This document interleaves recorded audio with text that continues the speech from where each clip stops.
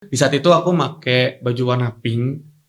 Terus juga aku pakai celana pendek karena itu konser, aku ngerasa itu casual aja gitu, kayak senyaman aku, sefleksibel aku lah kan namanya juga konser. Nah, tetapi di situ ada salah satu aku nyadar itu laki-laki itu megang bokong aku. Oh iya.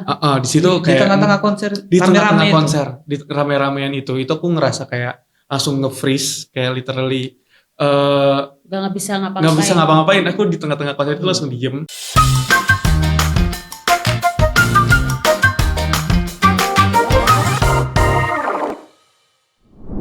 Halo kawan-kawan, kali ini kamu sedang menyaksikan Beda Sisi Podcast di episode yang ke-10.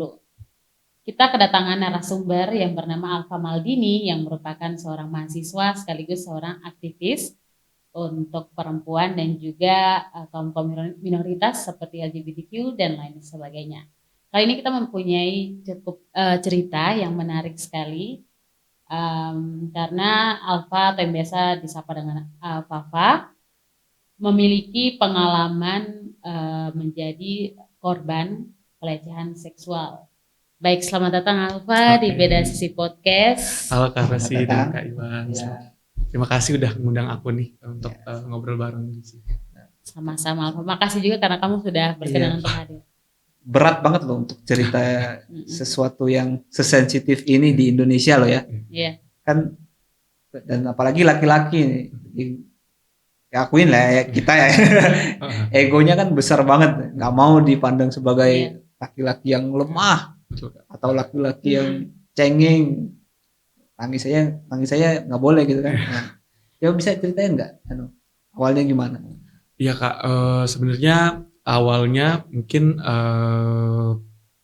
beberapa kali sih Kak, tepatnya aku mengalami kekerasan seksual gitu. Sebenarnya di awal sendiri itu aku nggak nyadarin bahwa itu adalah kekerasan seksual. Itu hanya sebuah kayak perbuatan orang aja gitu. Aku yang kayak catcall gitu, siul-siul. Nah, karena aku kan sering pakai baju misalnya warna kuning yang terang, terus juga pakai baju pink misalnya. Nah itu kalau aku mau ke kampus itu beberapa kali disiulin sama tukang proyek kali ya aku bilangnya. Ya itu karena ada proyek di dekat kampus itu biasa disiul. Nah kayak gitu-gitu. Itu mungkin mereka menganggap aku berbeda kali ya, makanya dia siul kayak menganggap aku tuh feminim gitu ya. Nah, pernah nggak kamu tegur Pak? Kenapa Pak? Gitu. Oh iya, aku sering banget gitu kayak aku menjawab dengan kenapa Pak? Kalau lagi malas banget kayak ya udah jalan aja. Tapi beberapa kali aku bilang aja gitu kayak kenapa bajunya salah gitu. Beberapa kali bilang gitu. Kamu kan tadi bilang kalau kamu sebenarnya nggak nyadar kan. Terus titik pertama yang buat kamu sadar kalau misalnya itu tuh termasuk pelecehan. Pertama kali aku sadar itu karena aku ikut pelatihan tentang kekerasan seksual di salah satu lembaga bantuan hukum. Itu aku mulai menekuni gitu bahwa yang sebelumnya aku korban gitu, terus juga akhirnya aku sekarang jadi paralegal atau pendamping hukum itu kayak gitu. Setelah pelatihan itu aku baru ngerasa gitu bahwa aku ini korban dan aku juga ingin membantu korban-korban lainnya, laki-laki maupun perempuan atau gender lain gitu sih Kak. Berarti itu terjadi pas kamu kuliah ya? Iya, itu pertama kali terjadi pas kuliah. Berarti itu kejadiannya tuh pada saat kamu mau ke kampus atau kayak kamu disiulin itu pas kamu lagi misalnya jajan di situ atau itu biasanya sih mau ke kampus karena kos-kosan itu kan satu gang gitu, kayak gang panjang gitu, terus jalan keluar kan terus ke kampus itu biasanya nggak cuma laki-laki sih, nggak cuma aku, perempuan juga sering digituin. Kayak gitu itu jadi salah satu inian juga sih, sempat audiensi ke pihak pembangunan itu, proyeknya itu untuk dibilangin gitu ke si kuli proyek ini, tukang-tukang proyek ini untuk dan melakukan hal itu kita nggak bahasanya nggak bahasa kekerasan seksual, tapi itu perbuatan tidak menyenangkan gitu, disiul-siulin itu kan membuat kita resah juga gitu. Gitu mengganggu. Itu disiul-siulin doang apa ada pernah perbuatan yang lain lagi? Oh, kalau yang itu kalau di kasus itu di kasus yang sama tukang proyek itu sih cuman siul. Mungkin ada satu lagi itu di salah satu konser. Oke. Sama case-nya juga sama, selalu kesannya tuh menyalahkan baju ekspresi gender atau penampilanku. Di saat itu aku pakai baju warna pink. Terus juga aku pakai celana pendek karena itu konser, aku ngerasa itu casual aja gitu, kayak senyaman aku, sefleksibel aku lah, kan namanya juga konser. Nah, tetapi di situ ada salah satu, aku nyadar itu laki-laki itu megang bokong aku. Oh iya. Di situ Di kayak tengah-tengah konser, di tengah-tengah rame-rame konser, di rame-ramean itu aku ngerasa kayak langsung nge-freeze, kayak literally Gak bisa ngapa-ngapain. nggak bisa ngapa-ngapain. Aku di tengah-tengah konser itu langsung diem. Itu kebetulan aku bertiga sih sama 2 temen perempuan aku. Dia memang posisinya di depan, aku di belakang, kayak aku di tengah-tengah mereka gitu, tapi agak belakang. Nah itu tiba-tiba dia langsung gini, di situ aku langsung nge-freeze. Di situ kayak ngerasa kaget aja gitu. Itu bisa terjadi di tengah konser yang aku bayar 200.000, uangnya cukup banyak untuk aku konser, tapi aku malah mendapatkan hal itu. Setelah itu sih aku langsung diem yang nge-freeze gitu. Temen aku baru sadar setelah lagu itu selesai, baru nanya kenapa gitu-gitu, baru ke belakang kita duduk, aku baru ngerasa tenangan gitu. Terus dia ada di situ waktu, atau kayak kamu sempat tegur atau enggak, itu teman-temanmu lihat? Enggak ada yang lihat sih, kayak aku nggak berani nengok juga. Mungkin kalau aku nengok dia akan melakukan hal lain atau ya siu lain atau perlakuan lain misalnya gitu. Tapi itu aku beneran nge-freeze dan aku nggak tahu siapa di belakang aku, kan pasti akan banyak orang gitu di konser gitu.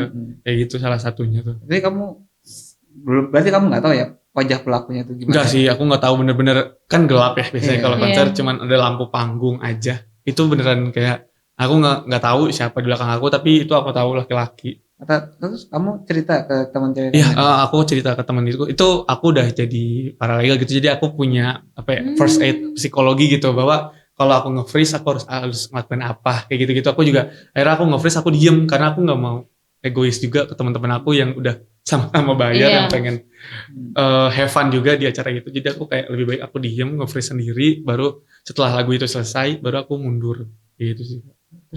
Terus kamu cerita ke teman-teman? Ya, aku cerita ke teman-teman aku, dan ya udah kita akhirnya lebih milih duduk di belakang aja sambil itu, nggak mau duduk berdiri lagi, nggak mau berdiri di depan lagi. Jadi temanmu ngerti ya? Iya sih, teman-temanku se-circleku udah memang mengerti tentang kekerasan seksual, karena aku juga aku juga bilang gitu kalau ada gini tentang kekerasan seksual kayak gitu, Kak. Wah, di tengah konsernya bisa begitu ya. Dan itu posisinya kan kamu udah menjadi kayak apa, kamu udah tahu nih kalau itu termasuk kekerasan. Bentar. Memproses. Orang yang kayak udah aware aja tuh, mereka kayak apa digituin tuh, maksudnya kayak bisa sebeku itu, apalagi mereka yang nggak tahu kan. Aku tuh hampir 6 bulan nggak nonton konser lagi, karena di pikiran aku tuh aku takut untuk aku mengalami itu lagi. Kayak benar-benar itu tuh di sebelum pandemi sih, sekitar 2019-an lah, pertengahan. Kayak udah aku akhirnya 1 tahun itu kayak beneran nggak ke konser apapun itu, kayak beneran masih ngerasa aja bahwa trauma itu masih ada gitu. Jadi untung ada pandemi, jadi kok bisa bisa di rumah aja. Masih bisa di rumah aja. Tapi kalau misalnya yang ngelakuin kayak gitu tuh, misalnya orang yang kamu suka, kamu kayak gimana? Tetap sih Kak, itu kan di kekerasan seksual disebutnya konsen kan, atau persetujuan. Nah itu kalau aku nggak setuju akan hal itu, ya aku akan bilang, kalau enggak ya aku akan ya laporin, agak susah, tapi ya bilang sih salah satu halnya gitu, bahwa ya mau dia suka, mau dia seagung apapun di pikiran aku, di pandangan aku, tapi tetap aja kalau aku nggak memperbolehkan hal itu terjadi. Nah itu tetap disebut kekerasan seksual kayak gitu. Karena nggak ada penerimaan juga kan? Iya. Jadi kamu kan sekarang katanya kerja di paralegal ya? Paralegalnya di mana? Paralegal itu sebenarnya pendamping, bergerak di mana? Oh iya, paralegal itu pendamping hukum kan. Itu bergeraknya di isu kekerasan seksual terhadap perempuan, anak, dan minoritas, kelompok minoritas. Jadi itu kita menolong bahwa kan ya advokat itu nggak terlalu banyak di Indonesia, terus pengacara pun sama. Jadi kita sebagai manusia, orang yang aware tentang kasus kekerasan seksual, kita sudah dibekali sama first aid psikologi gitu, kayak bagaimana menenangkan korban, bagaimana kalau korban konseling, bagaimana menjadi pendengar yang aktif, bagaimana membuat keputusan untuk korban yang sesuai korban seperti apa, terus juga hukum juga sedikit kita harus paham gitu bahwa ada pasal-pasal yang bisa kita gunakan untuk melaporkan. Biasanya itu kasus KDRT karena itu udah ada PKDRT, terus juga di KUHP juga ada. Tapi kalau untuk pelecehan atau kekerasan dalam pacaran yang nggak ada bukti fisik gitu, yang kayak perkosa mungkin ada bukti tapi itu pun nggak lama gitu, kayak terjadi cuma mungkin visum paling cuma visum. Kalau itu pun gitu. Ada cakaran atau apa itu mungkin ada. Tapi kalau misalnya perkosa yang memang langsung tanpa penetrasi gitu, tanpa mengeluarkan sperma kan itu nggak ada buktinya, tapi kan itu tetap dimasuk perkosaan kayak gitu-gitu. Kita mengupayakan gitu teman-teman yang belum paham, yang disebutnya mitra gitu, teman-teman yang mitra ini ya kita bantu gitu pendampingan secara psikologis maupun secara hukumnya kayak gitu. Kamu pas terjadi kasus yang kamu dari belakang itu, kamu udah jadi paralegal belum? Itu aku udah masuk. Kamu ngelaporin nggak? Itu aku nggak ngelaporin karena ya pasti itu di konser nggak. Ya aku lapor ke panitia pun ya panitia nggak ya akan menenangkan aku aja, bukan malah mencari pelaku gitu. Itu salah satunya. Dan ya aku sadar aja bahwa ya nggak panitia itu juga nggak akan bisa berbuat apa-apa gitu sampai melaporkan kayak gitu sih. Aku lebih baik tenangin diri aku, bagaimana caranya ya aku mungkin bilangnya sembuh dari trauma itu juga gitu. Berarti kalau misalkan kayak gitu kan berarti bisa dong orang megang gitu terus lari kalau di konser gitu. Ya sebenarnya nggak boleh gitu ya, Kak. Sebenarnya nggak boleh. Kalau misalkan memang tidak ada hukum atau apa hukumnya ada emang ya? Sebenarnya itu sebenarnya hukumnya tuh nggak ada di KUHP maupun di ini untuk yang kemarin ya kasus aku. Tapi kalau sekarang di Undang-Undang Tindak Pidana Kekerasan Seksual itu udah bisa untuk itu. Tapi itu kendala kita tuh cuma satu, bukti itu. Karena di Indonesia itu karena di Indonesia itu pembuktian itu harus berupa yang nampak benda atau harus enggak video atau enggak cakaran atau apapun itu. Tapi kan kalau dipegang aja atau disiul itu kan psikologis ya yang kena ya. Yang kayak gitu itu di Indonesia lewat undang-undang TPKS ini ya ingin masuk lewat bahwa pembuktian itu juga secara psikologis, bahwa pendapat korban, kesaksian korban itu juga valid gitu, bukan hanya sebagai pendukung gitu. Apa ya bahasanya? Kayak bukti pendukung tapi juga memang itu adalah bukti kuat gitu. Bukti utama gitu ya. Berarti orang rentan dong kalau misalnya kena. Maksudnya siapa aja bisa kena dong, karena kan gak ada buktinya nih kalau misalnya itu kan. Jadi maksudnya orang tuh semakin banyak yang kena dan mereka kayak speak up. Nah itu salah satu tapi hancurnya tuh di mentalnya. Iya memang misalnya. Itu salah satu hal yang menjadi core di dalam UU Tindak Pidana Kekerasan Seksual ini adalah itu, bahwa psikologis itu kuncinya gitu, bahwa kesaksian, bahwa ya memang pertama kali korban kekerasan itu mau laki-laki, perempuan atau gender lain pun pasti pertama kali itu mental gitu, bahwa ngerasa memakai baju ini salah, ya, terus juga ke tempat ini salah, diam tiba-tiba dipegang atau yang lain itu kan ya bukan salah kita, memang salah otak mereka dan perilaku mereka gitu, bahwa ya kita nggak bisa apa-apa gitu, kita bisa cuman ya untuk sekarang ini ya mungkin ya diri sendiri, kalau nggak sebagai individu gitu, kalau melihat yang lain gitu mungkin bisa menegur,